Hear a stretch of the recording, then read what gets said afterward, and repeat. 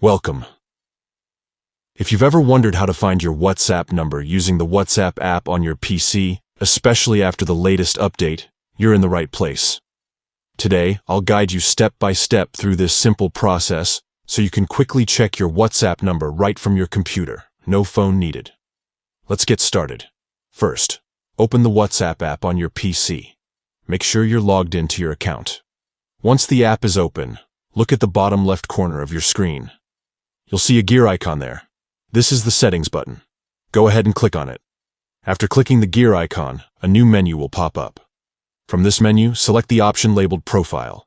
This section contains all your personal account details, including your name, profile picture, and, most importantly, your phone number.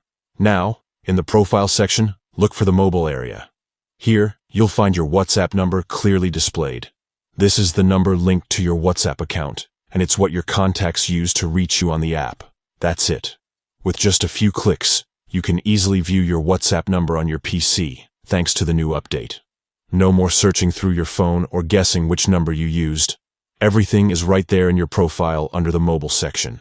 This quick method is perfect for anyone who manages their chats from a computer or needs to confirm their WhatsApp number for work, school, or personal use.